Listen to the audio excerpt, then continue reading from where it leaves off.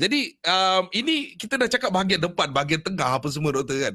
Sebelum ni kita katakan aerodinamik purba. Aerodinamik purba bagi MotoGP ni bermula pada tahun 2015 dengan kita katakan bahagian winglet depan apa semua sekarang. Sekarang doktor dia datang bawa spoiler doktor.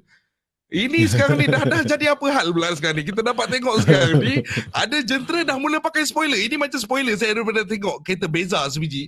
Dia pasang dekat belakang bonet dia doktor. Jadi function ke benda ni doktor untuk jentera Aprilia yang kita dapat tengok sekarang ni doktor? Bagi kebaikan orang macam kelakar lah kan. Saya pun tengok kelakar walaupun saya tahu function dia apa kan. Dia kelakar lah kan. Sebab wing satu macam tu kan.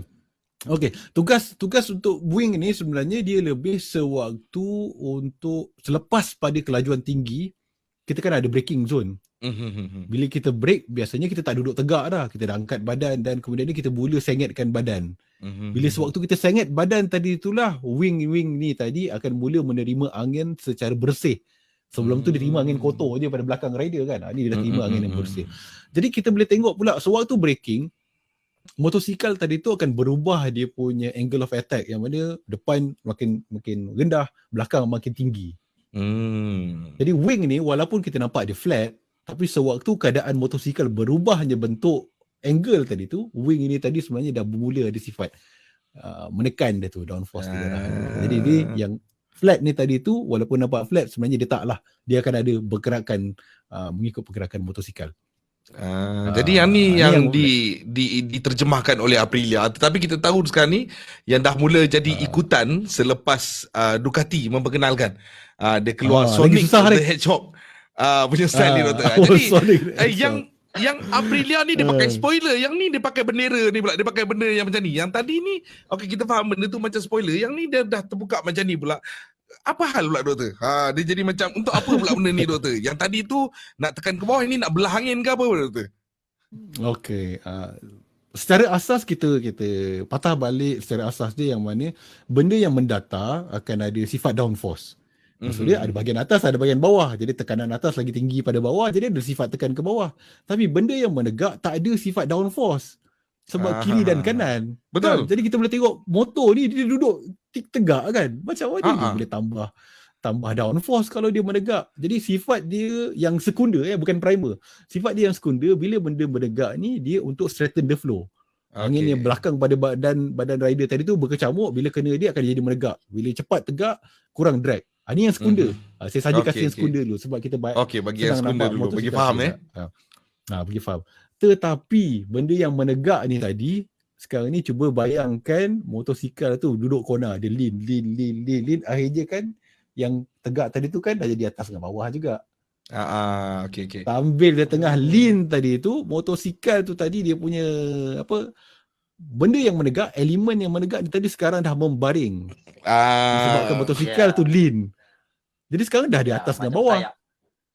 Di atas dengan bawah. Jadi bila dah di atas dengan bawah, ada perubahan hal laju dan sebagainya. Terutama bila kita boleh tengok bahagian luar atas ni dapat angin yang bersih, tapi bahagian yang bawah dapat angin yang duduk di belakang rider. Jadi kita boleh tahu yang atas tu dengan bawah punya tekanan yang berbeza, jadi dia akan lebih menekan. Jadi yang mana mungkin bertanya-tanya kan, apa benda yang belakang ni sebenarnya, walaupun dia nampak menegak, tetapi apabila dalam gambar rajah ni pun kita dapat lihat sebenarnya macam mana jentera ni dah mula lean kan. Kita dah dapat lihat macam mana efek yang kita tahu yang berfungsi sekarang ni, kalau ikut pendapat saya, yang bahagian atas tu lah yang berfungsi, sebab yang di bahagian bawah ni terlindung dengan bahagian rider. Tak, yang bawah tu sebenarnya yang bawah tu yang berfungsi, atas yang tu tidak. I see. Yang atas tu menegakkan flow. Sebab dia cikgu macam ni je. Rider ni dia baring, dia keluar pada motor. Dia baring, dia dah keluar pada motor badan dia. Dan sewaktu mengambil kona, angin tu datang dalam bentuk sering. Okay, faham doktor. Kan? Angin tu tak datang menegak macam kita duduk tegak ni, angin datang tegak. Tak.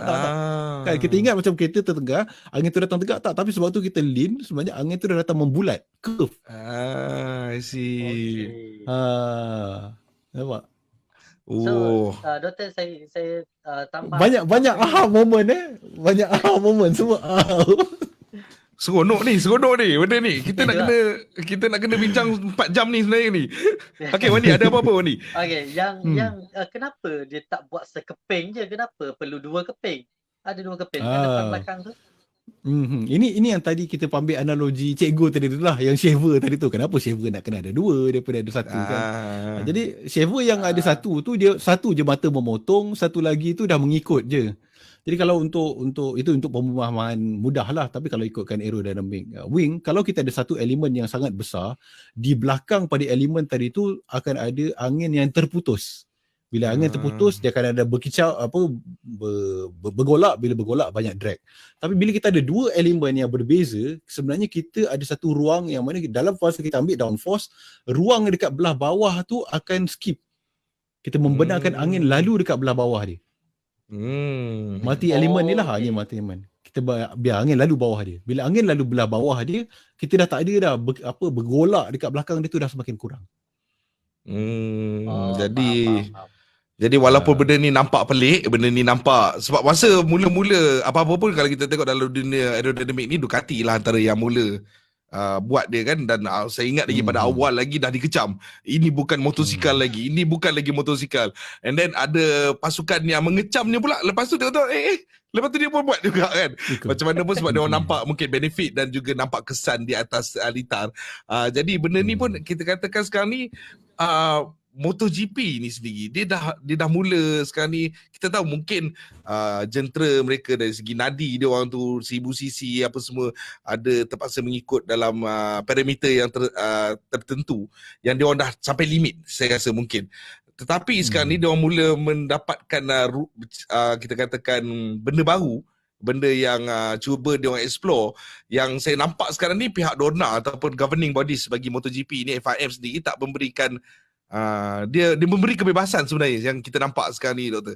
Jadi bila kita cakapkan kebebasan dalam aerodinamik ni, Doktor, adakah benda ni nanti akan jadi isu macam Formula 1? Contoh Formula 1 dia akan ada isu macam mana pelumba ni keluar dan masuk daripada bahagian belakang kereta, dia dapat dirty air tu. Jadi adakah benda tu yang akan perlu difikirkan pula lepas ni? Ada kemungkinan. Setakat ni kita boleh tengok macam mana governing body untuk MotoGP ni menghadkan penggunaan aerodinamik adalah dia ada housing untuk bahagian depan tu kan. Motor punya firing tu boleh masuk kat housing tu. Jangan terlebih daripada box yang dia sediakan. Dia macam satu box diletak kat bahagian depan tu. Itu je kan yang ada. Tapi makin hadapan kita boleh tengok akan ada lagi lah. Dan kita tahu kebanyakannya governing body ni memang suka ban-ban kan. Okey, dah pakai ni ban ni pula. Ban kan. Betul. Kan ban tu dah sama ada dari segi safety ataupun boleh jadi ban tadi tu supaya setiap tim yang masuk dalam pertandingan tu berpuas hatilah. Tak adalah satu tim tu akan dominan. Macam sekarang ni kita tengok Ducati lah yang paling dominan dan agresif dalam menghasilkan aerodinamik ni. Boleh follow lah Gigi tu kan, engineer MotoGP dia kan. Gigi tu kan dia banyak buat, dia sangat agresif lah dari segi ubah ni ubah tu. Dia mastermind lah tu dia tu. Kalau kita fikirkan dalam dunia MotoGP ni, Gigi Dell'Igna tu memang mastermind lah. Dia yang memperkenalkan benda-benda ni dan menjadi ikutan. Pada awalnya dikecam, sekarang ni dah menjadi ikutan sebab orang dah nampak benefit-benefit yang tertentu lah kita katakan.